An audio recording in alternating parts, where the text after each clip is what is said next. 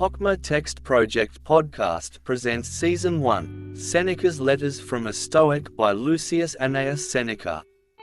Translated by Richard Montgomery. Letter 50 on our blindness and its cure.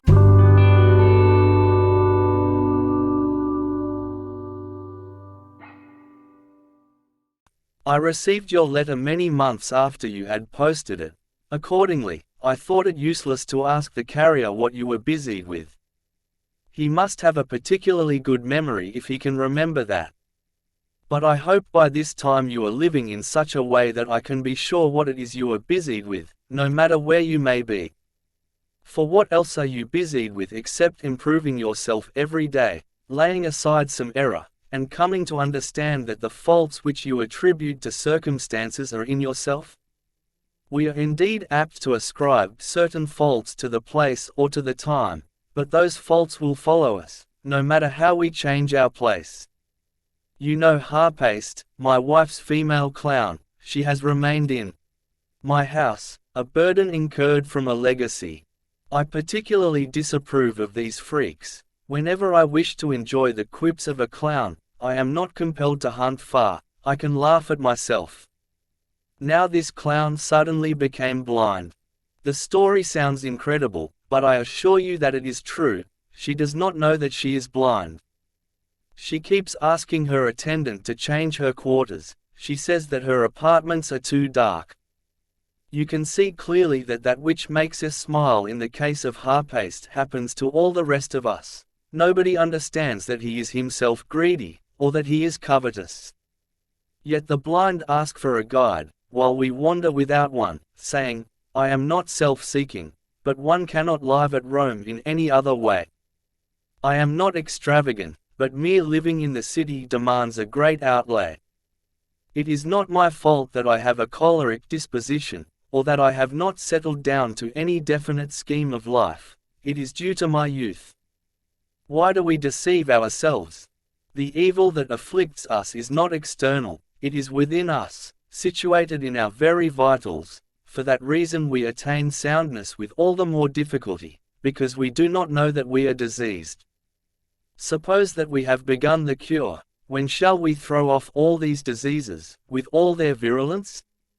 At present, we do not even consult the physician, whose work would be easier if he were called in when the complaint was in its early stages.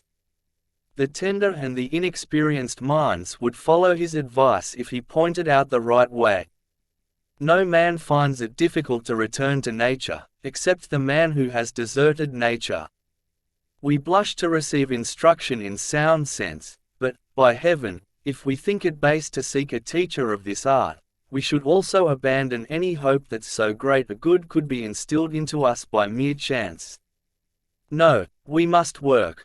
To tell the truth, even the work is not great, if only, as I said, we begin to mold and reconstruct our souls before they are hardened by sin. But I do not despair even of a hardened sinner. There is nothing that will not surrender to persistent treatment, to concentrated and careful attention. However much the timber may be bent, you can make it straight again. Heat unbends curved beams, and wood that grew naturally in another shape is fashioned artificially according to our needs. How much more easily does the soul permit itself to be shaped, pliable as it is and more yielding than any liquid? For what else is the soul than air in a certain state? And you see that air is more adaptable than any other matter, in proportion as it is rarer than any other. There is nothing, Lucilius, to hinder you from entertaining good hopes about us, just because we are even now in the grip of evil, or because we have long been possessed thereby.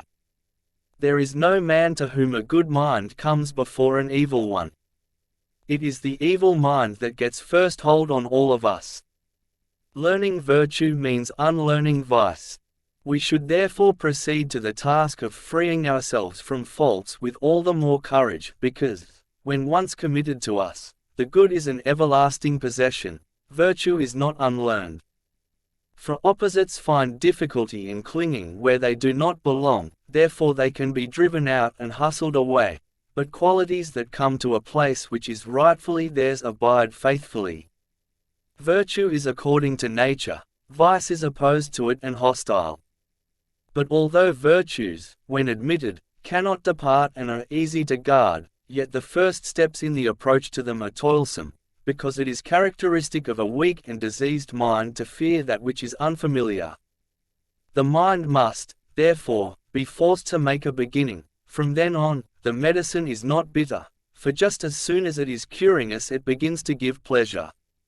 One enjoys other cures only after health is restored, but a draught of philosophy is at the same moment wholesome and pleasant. Farewell,